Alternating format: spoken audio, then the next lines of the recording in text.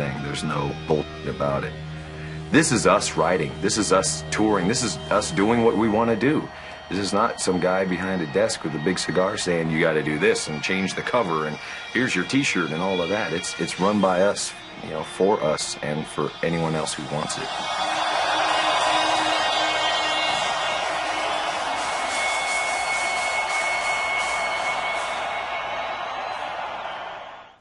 I'm from Jersey. My name's Joe Monaco. I just came all the way out here. I'm trying to get tickets for the show. And this girl I just met today, we're trying to get tickets here. And I'm really dying to get these tickets. Like, friggin', I don't know what I'm going to do if I don't get in. I've seen Metallica 13 times already, but never with this symphony orchestra. I'm like, I don't know what I'm going to do if I don't get these tickets. I think I'm going to try and break in.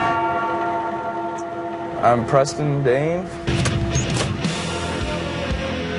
We're in Libertyville, where my dad owns a funeral home, and my jobs are like washing the hearse, vacuuming in the funeral home, and I dig graves.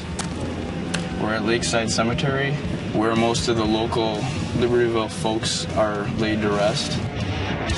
Not many people get to do this kind of work, and a lot of people think it's kind of odd, but to me, I've grown up around it, so you know, it's just like any other job. Basically, people introduced me to Metallica, read the words, and I really got into it. And ever since then, that's been my taste of music. Live is the only way to see Metallica. They put on the best show, better than anybody I've ever seen. And they just blow the crowd away. The crowd's like a cult or like a family. Musically, you know, Creeping Death by Metallica, that song is my favorite. It talks about things that, you know, teenage guys like to hear about, death and all kinds of cool stuff, you know. He started washing the wheels of the hearse at a very young age, and now he's quite excited about spending more time with me and actually doing things together, like working a funeral together or whatever we might do. I'm in mortuary college, and I'm interested in what I can do for people. We're inside a Burton Dame funeral home. This is the front entranceway, and if you follow me this way, there's a casket in here because tonight there's a visitation. It's a 20-gauge steel casket. Follow me this way. This is our showroom with all our caskets, our urns, and vaults. They can be made of marble, bronze, wood. There's many different types of caskets. You have your wooden, this is a maple. Oak, mahogany, walnut.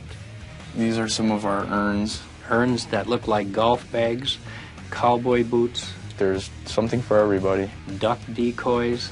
And there's something for everybody. This is one of my favorites. This is a solid cherry. Guess it really doesn't matter, you're getting put in the ground, but the good Lord doesn't care what we're put into. Every casket works. One of my favorite lines out of a song, the line where he says, "Death, deliverance of you for sure. Now there's nothing you can do. It's the end, and you know, you better make use of your time because there's no going back." And here we have the preparation room, or the operation room. You get the 2 arm blocks to maintain posture in the arms and the neck. Got a lot of cosmetics. Got some Christmas gifts left over. Eye caps for you place them in the eye so that the eye doesn't sink down. You drain the blood out of the vein. The blood runs down the table into the sink. And then you use the machine to inject through the artery with the embalming fluid. Oh, you get all different kinds of cases. If somebody gets in a motorcycle accident, if they get in a car accident and they're all mangled up, which we have gotten many cases, it's our job to do restorative art. If their ear falls off, you have clay, and you make a clay ear. I don't really embalm yet, I just help out. But when I get in here, I'll definitely have a radio in here with some Metallica. You can guarantee that. I like helping people, and I'd like to be able to help people through one of the worst times they have. I don't think it's weird. I don't think it's scary. And since I feel that way, I think I have something to give.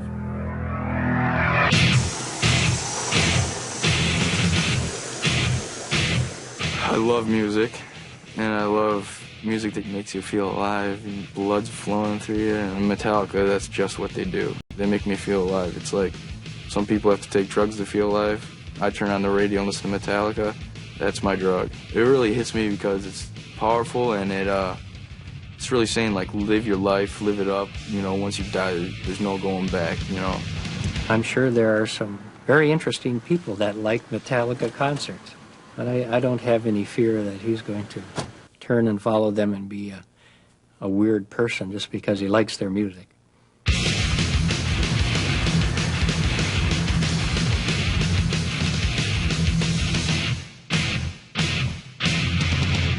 I think of myself as a Metallica fan very much. When I bought Metallica album, the Kill 'Em All album, you know, I bought it the same, let's see, probably been out for a week or two. We've been reading about him in a magazine, Kerrang magazine from Britain, and we just loved the name, that's all. We love the name, we got to hear this stuff. And from then on I was hooked, and that would have been, I guess, 83 or something.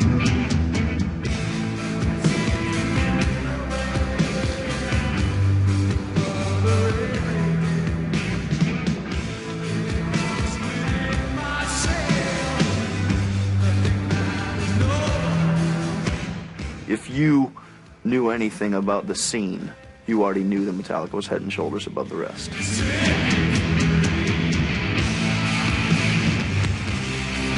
I was working hard with the band Flotsam and Jetsam in Phoenix, and we played a lot of Metallica songs, and I sang all of them.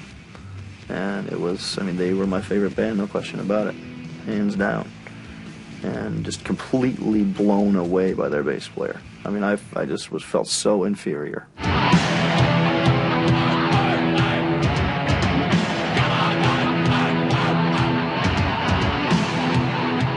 Learned note for note, you know, Cliff Burton songs and all these kind of things, and bowed to him definitely as a bassist and all that kind of thing. We'd never really heard anything quite like his playing before.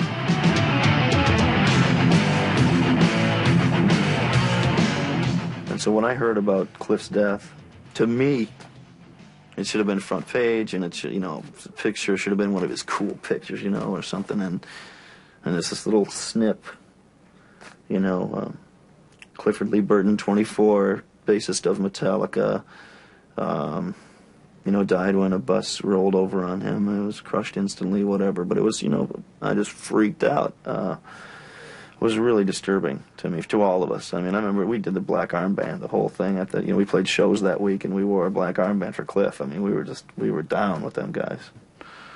I thought that they should probably stop. That was, you know, the Kill 'Em All, Ride the Lightning, Master of Puppets. That's the blueprints for this music, man. You just lay that down. You put that in the Smithsonian, in my opinion, and that's, you know, that's for our type of music. And this part of the century, man, those guys are the kings.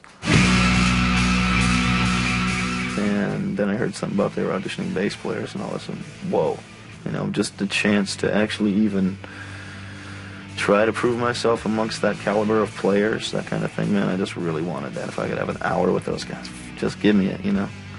And then about the second day after I realized that I did have an audition, I'm going, wait a minute, we're not just going up there just to be hanging out and play the guy. You're going to get it, man. You're just going to get it. That's all there is. You were the man. You're the chosen one. You got to do it. That's it.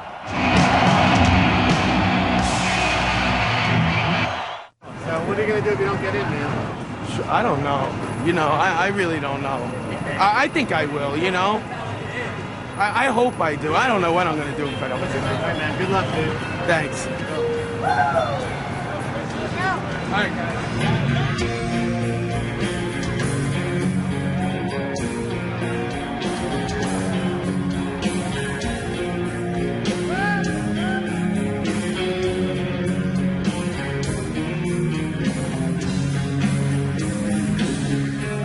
I have a love-hate relationship with fame. I so much that I even hate using that term fame, you know. People objectify you, you know. They feel that they know you